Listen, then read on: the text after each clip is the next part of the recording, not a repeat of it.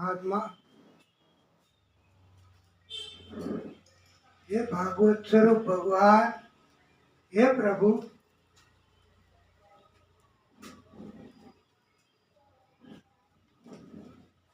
हे नारायण भगवान। ओम नमो भगवते वासुदेवाय वासुदेवाय हरि वासुदेवाय। ओम नमो भगवते वासुदेवाय।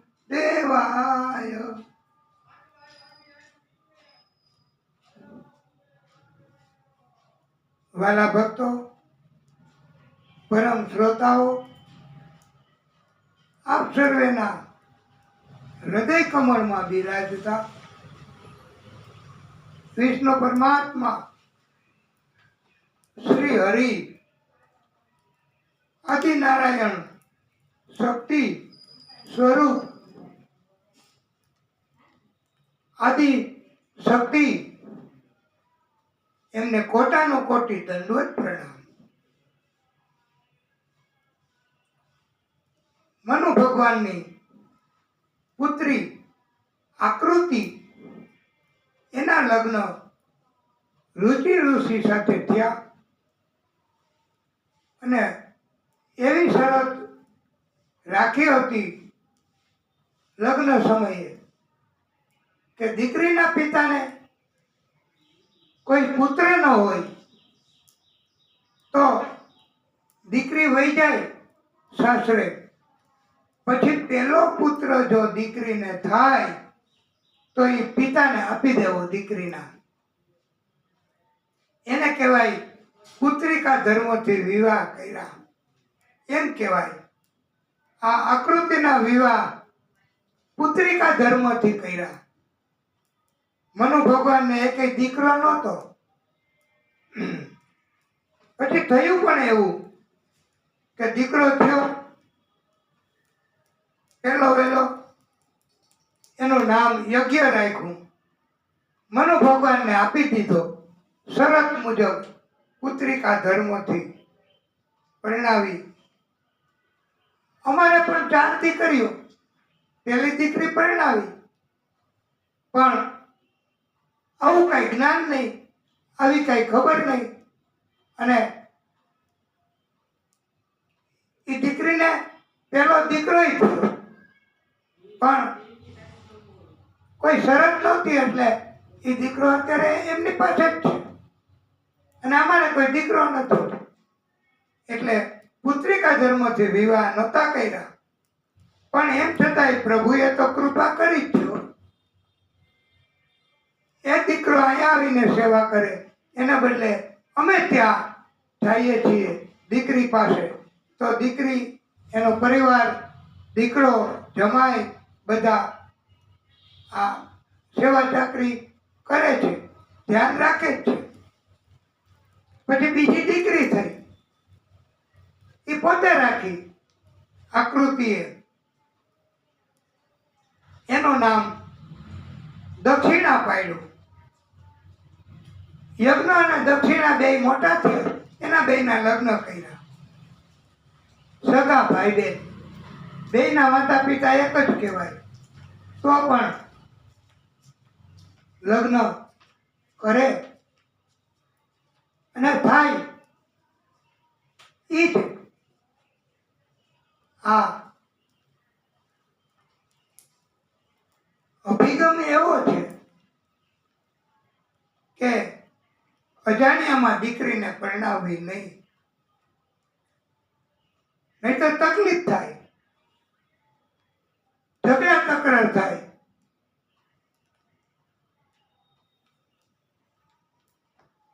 અને મામા ભાઈના અત્યારે તો પરણે છે। યજ્ઞ ભગવાન અને દક્ષિણા એના લગ્નથી 12 પુત્ર થયા। અને આ યજ્ઞ ભગવાન એ પછી તો ઇન્દ્ર બન્યા છે હો। આ આપણે આ કેવું તપ કહેવાય.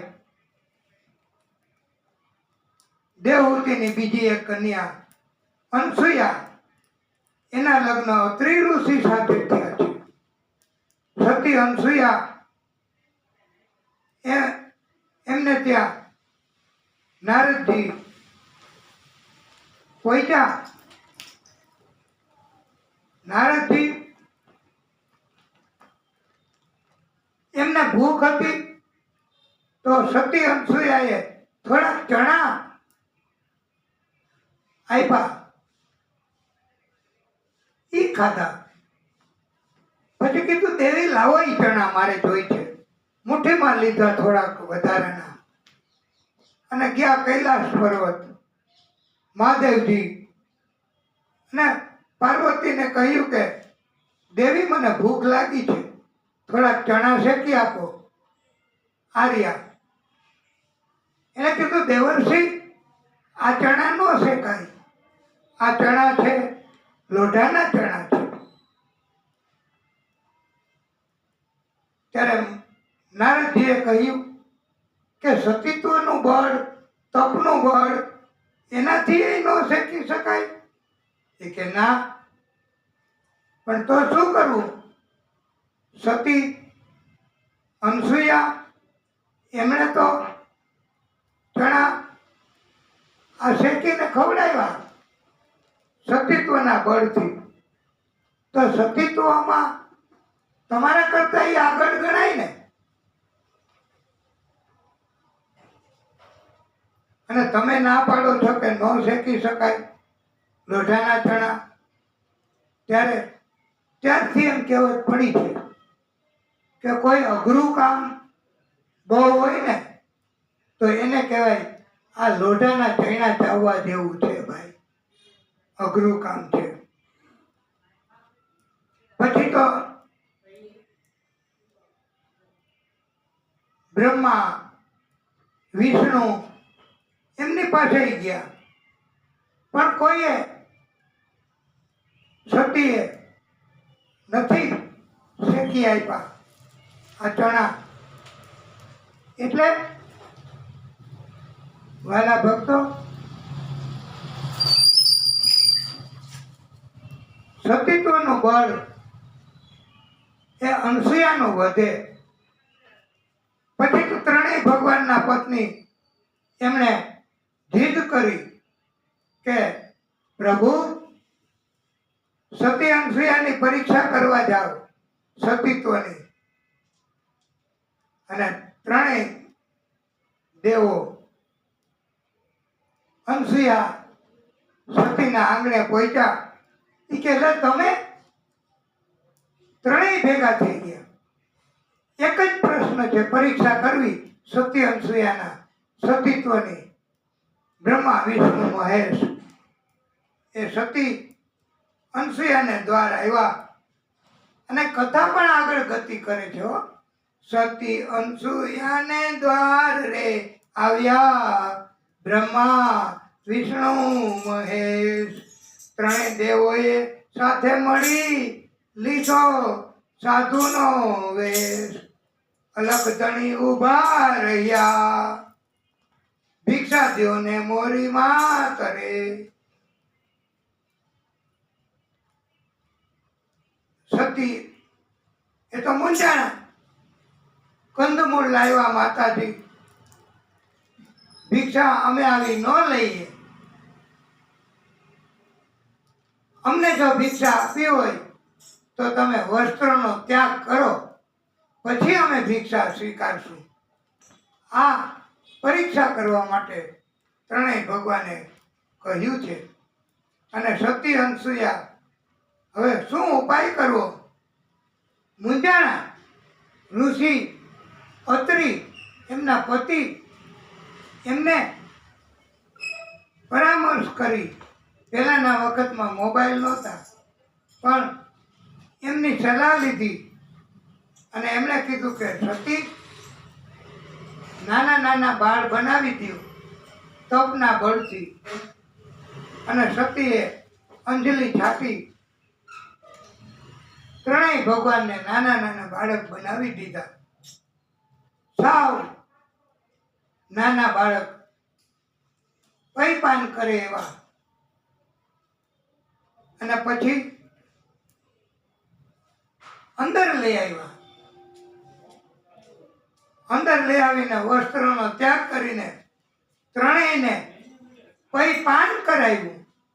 આવી તક સ્ત્રીને મળે, કેટલું બધું તક હોય તો, નહીતર સ્ત્રીને ક્યાંથી મળે પ્રભુને પૈપાન કરાવવાની. અને પછી તો પૈપાન કર્યા પછી નીંદ આવી. બધા શાંત નિંદ્રામાં પોઢી ગયા છે ત્રણેય દેવો. ત્યારે દેવોના પત્ની, ભગવાનના પત્નીઓ એ શોધવા નીકળ્યા. નારદજી રસ્તામાં મળ્યા. નારાયણ નારાયણ નારાયણ, દેવી તમે ત્રણેય સાથે મળીને, અમારા ભગવાન ક્યાં છે? ત્યારે કહ્યું સતીએ, દેવીઓએ, કે અમારે એ પ્રશ્ન આપને પૂછવો છે. નારદજી, તમે અમને બતાવો, તમને તો બધી ખબર જ છે. એટલે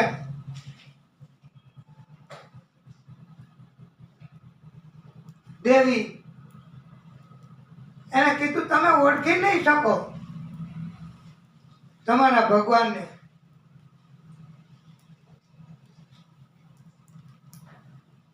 અને ભગવાન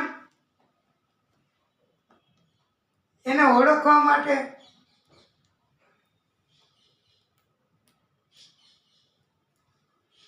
હવે કેવી રીતે? અને સતી અનસુયા એમના આશ્રમમાં છે. ત્રણેય ભગવાન નાના નાના બાળક બની ગયા છે. આ ડેલી ખુલી છે. આ નાના નાના બાળક બની ગયા. ત્રણેય દેવો ભગવાન એના પતિ, આ ભગવાન ત્રણેય દેવો એ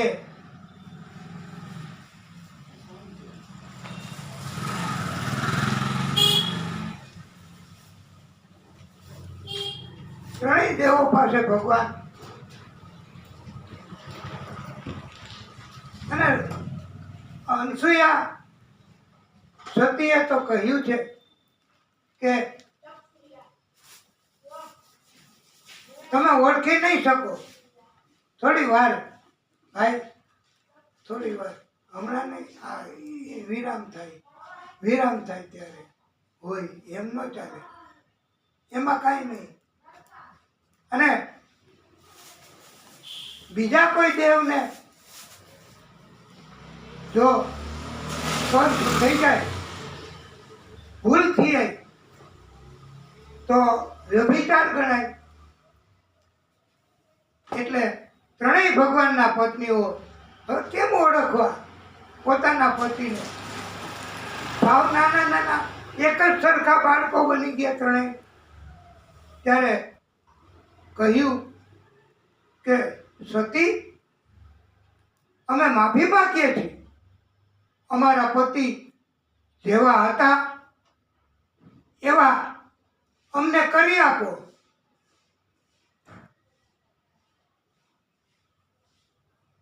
મૂળ સ્વરૂપમાં અમારા પતિ બનાવી આપો અમને.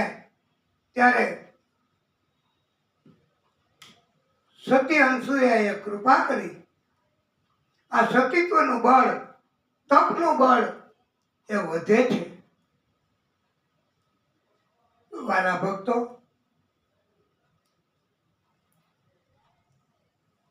ત્રણેય દેવોને વિનંતી કરી કે તમે તમારા ઓરિજિનલ મૂળ સ્વરૂપમાં દર્શન આપો પ્રભુ. ત્યારે બ્રહ્મા, વિષ્ણુ, મહેશ એ મૂળ સ્વરૂપમાં ધારણ કર્યું અને પોતાની પત્નીઓની સાથે રહી અને ત્રણેય ભગવાને સતી અનસૂયા અને ઋષિ અત્રી એમને દર્શન આપ્યા છે. અને આવી રીતે કૃપા કરી આ ત્રણેય ભગવાનના પત્નીઓ એની ઉપર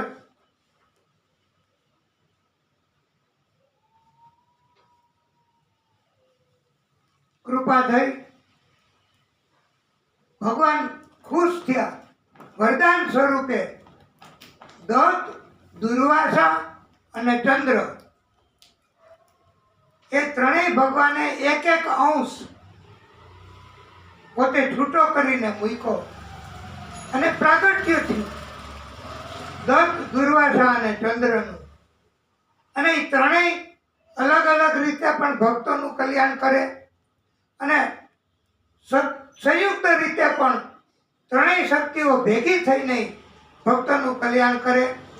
એને એ ચોથી શક્તિ એને દત્તાત્રેય ભગવાન તરીકે ઓળખવામાં આવે છે. આપણે કથાના માધ્યમથી દત્તાત્રેય ભગવાન એમનું પ્રાગટ્ય કરાયું. આ ચંદ્ર એને પણ આપણે એની કથા આગળ કહેવાની છે. દુર્વાસા અને દત્તાત્રેય પરંપરા કહેવાય છે.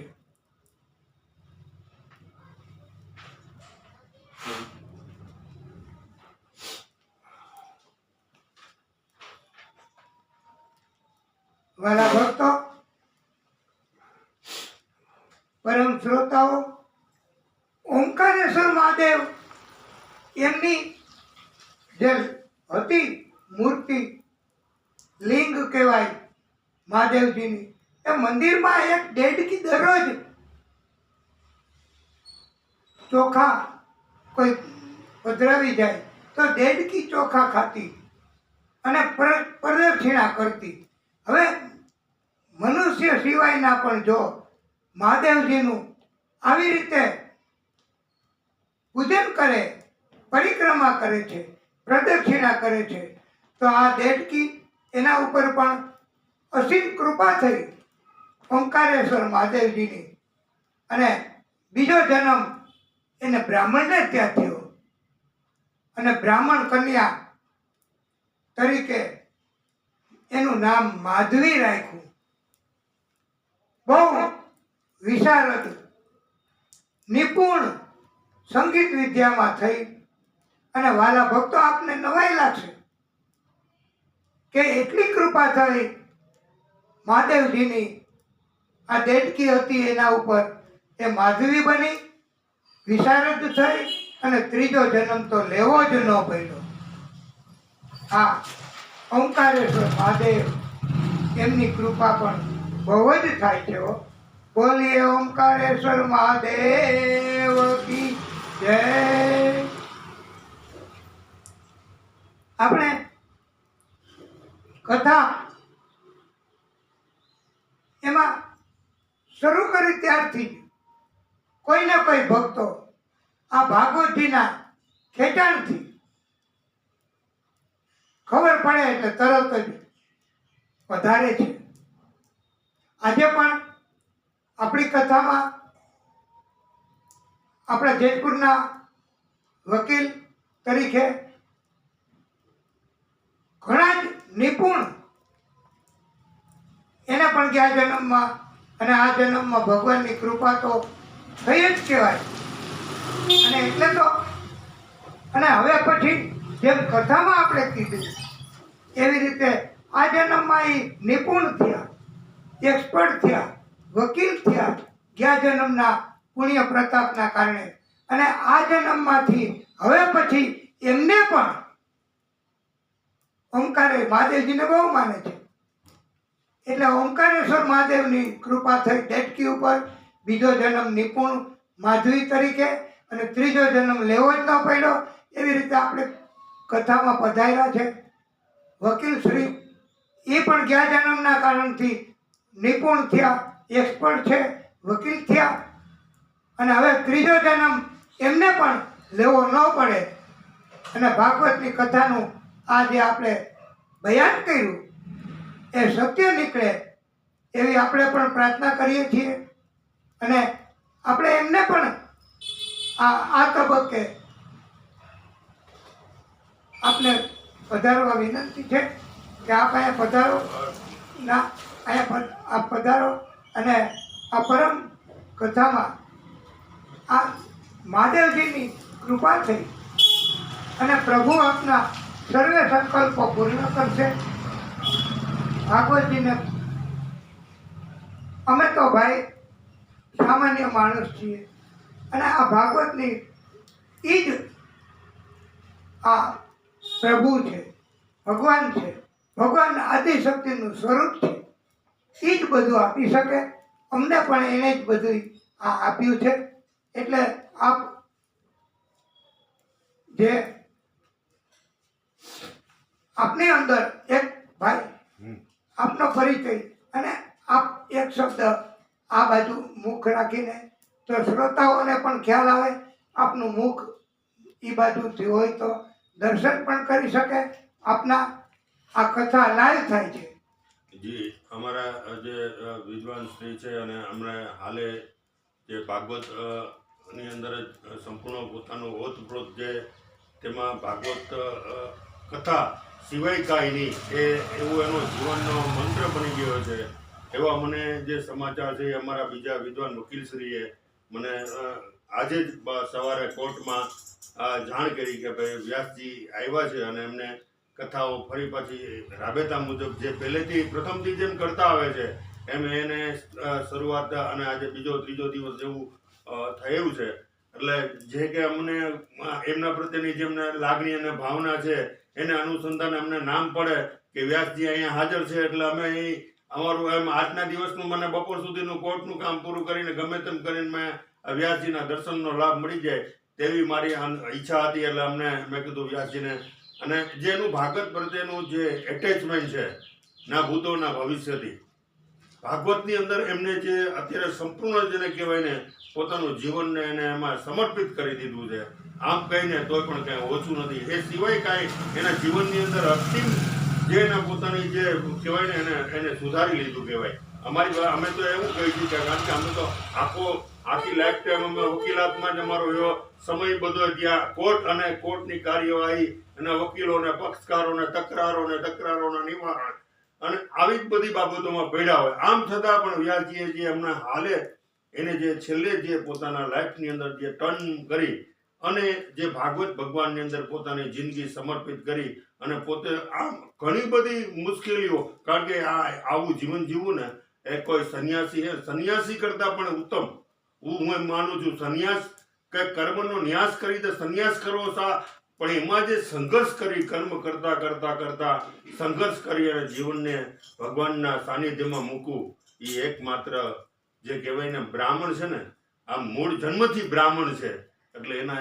જેના બ્લડની અંદર જે સંસ્કાર છે એ સંસ્કારને એ પોતે હાઇલાઇટ કરી અને સમગ્ર સમાજને લાભ આપે છે.